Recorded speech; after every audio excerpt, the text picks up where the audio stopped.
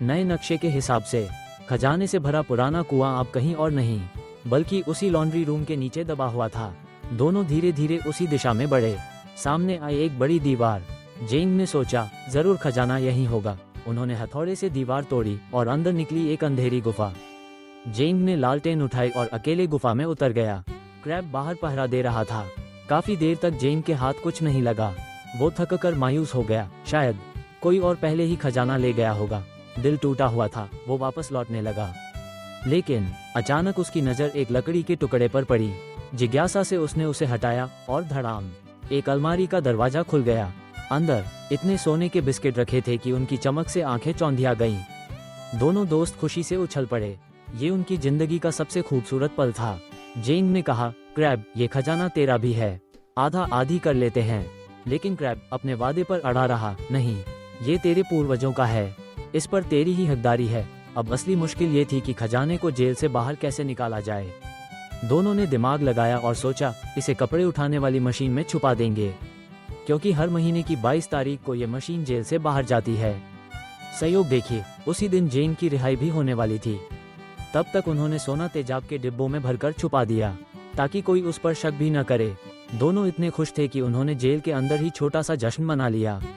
जेंग बोला, खजाने से मैं अपना सारा कर्ज चुकाऊंगा और नई जिंदगी शुरू करूंगा, और फिर हम दोनों मिलकर एक रेस्टोरेंट खोलेंगे। उसका नाम होगा क्रैब। वो हंसते रहे, सपने देखते रहे, पर उन्हें क्या पता मुसीबत अभी खत्म नहीं हुई थी। एक रोज अचानक शिजाई ने उनसे झगड़ा शुरू कर दिया। हंगामे में तेजाब भरे डिब्बे गिर पड़े और अंदर छुपा सोना बाहर झलक गया। शिजाई इसे देखकर दंग रह गया। गार्ड्स भी मौके पर पहुंच गए, लेकिन इससे पहले कि सच्चाई सामने आती, शिजाई चतुराई से झूठ बोल गया। अरे नहीं नहीं, हम तो बस लड़ नहीं रहे थे।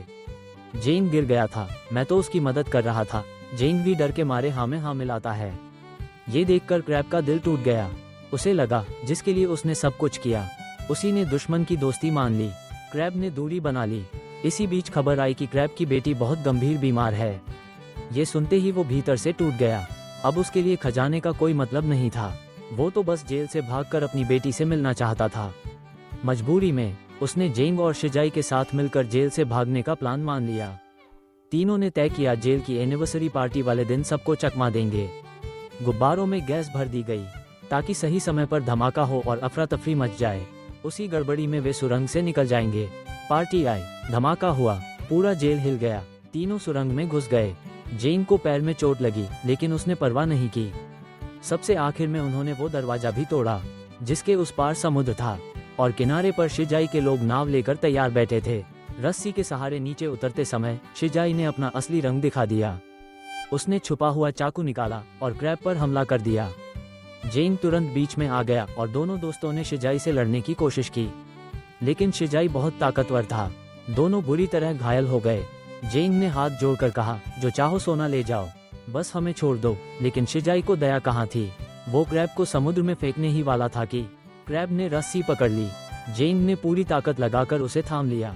उसे याद आया कैसे क्रैब बार बार उसका सहारा बना था। आज उसकी बारी थी। जेंग ने रस्सी नहीं छोड़ी, और तभी मौका पाकर क्रैब ने शिजाई को नीचे ही धक्का दे दिया। शिजाई समुद्र में डूब गया। कुछ ही देर में जेल के गार्ड्स भी वहां पहुंच गए। जेंग और क्रैब ने बिना किसी विरोध के आत्मसमर्पण कर दिया। दोनों फिर से सलाखों के पीछे पहुंच गए, लेकिन इस बार उनके दिल में गुस्सा नहीं बल्कि सुकून था, क्योंकि क्रैब की बेटी अब अच्छे अस्पताल में इलाज से पूरी तरह ठीक हो चुकी थी, और सरकार ने भी जेल से मिले खजाने को असली वारिस जेंग के नाम कर दिया। दोनों खुश हो गए, गले मिले और हंसी खुशी रोने लगे, क्योंकि अब उनके पास सिर्फ खजाना नहीं था बल्कि एक सच्ची दोस्ती भी थी। यही थी हमारी कहानी।